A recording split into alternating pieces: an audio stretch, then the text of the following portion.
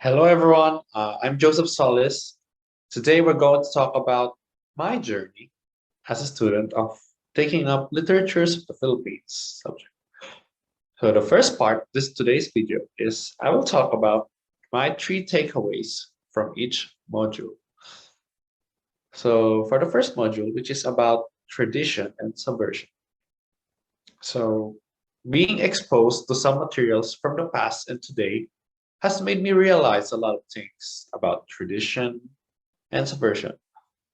My first key takeaway from this module is that there is a subversion in each time period because people have different ideas, such that they would try to propagate their beliefs to go against established that status quo, or should I say tradition? Moreover, in the Visayan folklore Mansumandig, it has subverted against established gender roles during that time. The story depicts a woman trying to make a living, which was not practiced before since men were known as the breadwinners. But in the present age, women can also earn money unlike what was practiced during the old times. So for the second takeaway I learned from reading the materials is that two clashing ideas lead to conflict. We could analogize this to the Crusades that took place centuries ago. During the time, having a different religion was categorized as blasphemy, and those involved with blasphemy required what they call cleansing. And somehow, this takeaway was taken from the folklore, the mistaken gifts. Here, the problem is that the young boy has mistakenly misread the body signal of the girl, such that he thought that the family of the girl agreed to the marriage, and were shocked when the boy's family brought a dowry. The girls didn't know about the fixed marriage tradition. This goes to show that sometimes we think of other people's beliefs or actions as bad because they do not conform to our own. So next, for the third takeaway I learned from this module is that literature portrays their respective problems during their time. In the case of the recent TV series Stress, say, it has represented the modern day problems of our society. But what makes it interesting is that it has blended our traditional folklore creatures. For example, the Aswang was depicted as a syndicate and was used by Mayor Santa Maria as a tool to gain more power.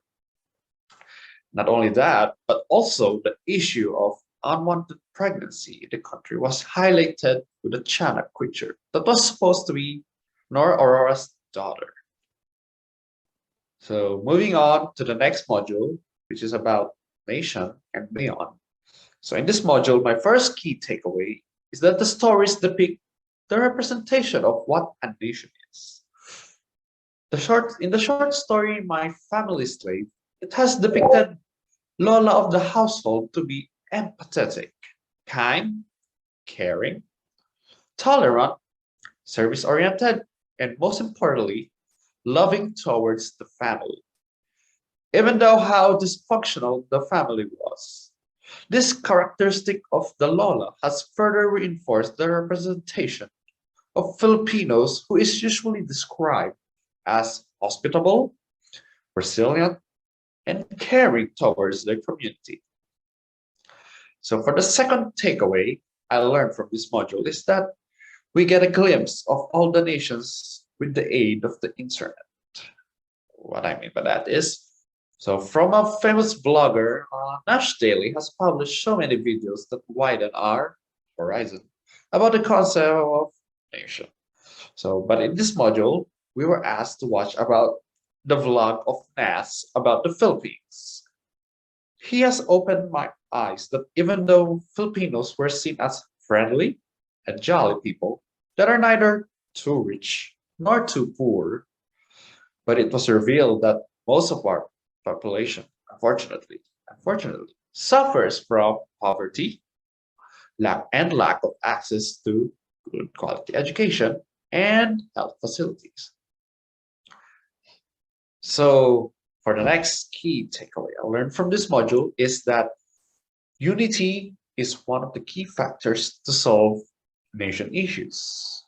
In the short video Pagpag per se, it was shown that life in Tondo was so poor that people had to scavenge, wash, and recoup the foods from the leftovers foods from food stores, say.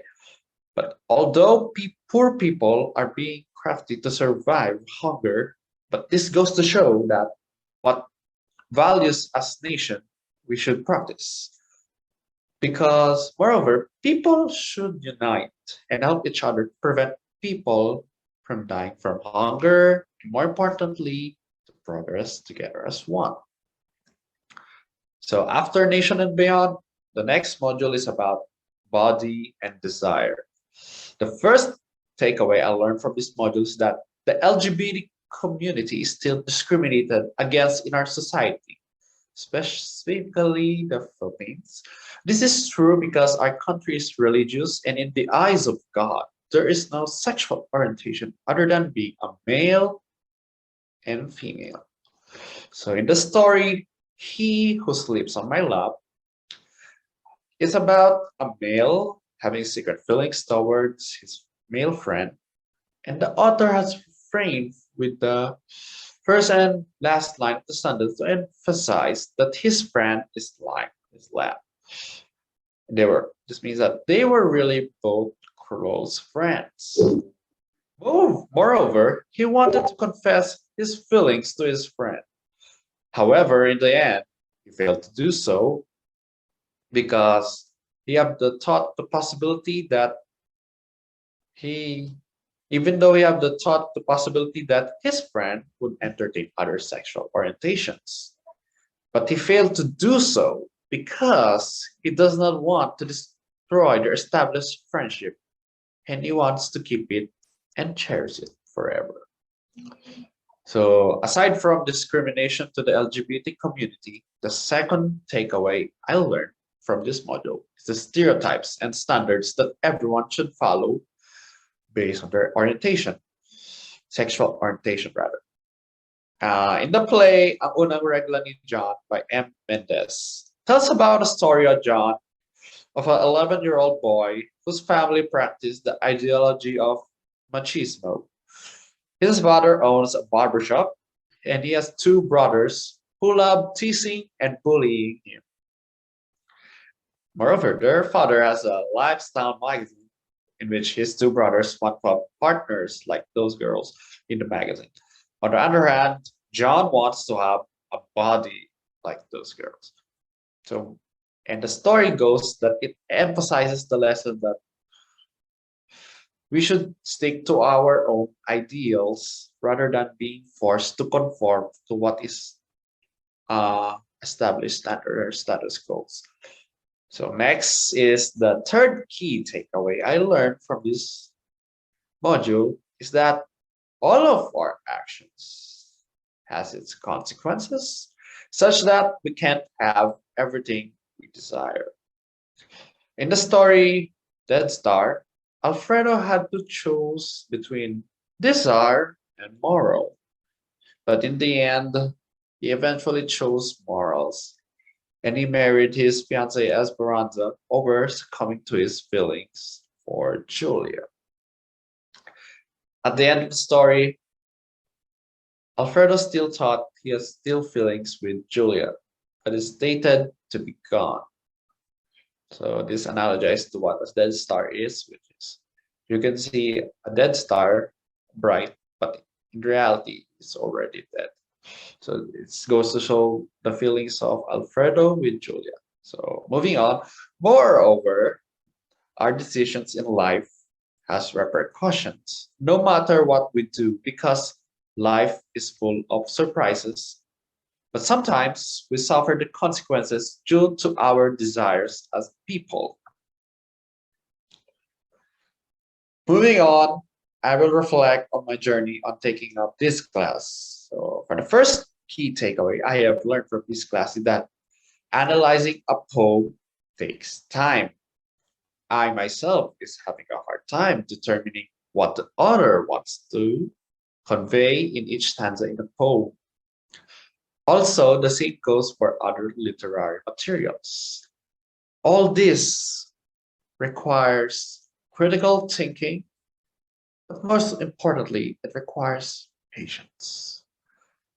So for the second key takeaway I learned from this class is that communicating with other people in the sense that conveying what incites you have gathered from reading materials. It was a bit really challenging and at the same time interesting because sometimes me and my group mates have different interpretations of what we have read. So for the next key takeaway I learned from this class is that I realized that teamwork and constant communication is essential in working as a group. Aside from doing group works with the module, this was also observed with a mystery box, which was held during a one synchronous class, where we were assigned in groups to compete in answering questions from the module we had taken previously.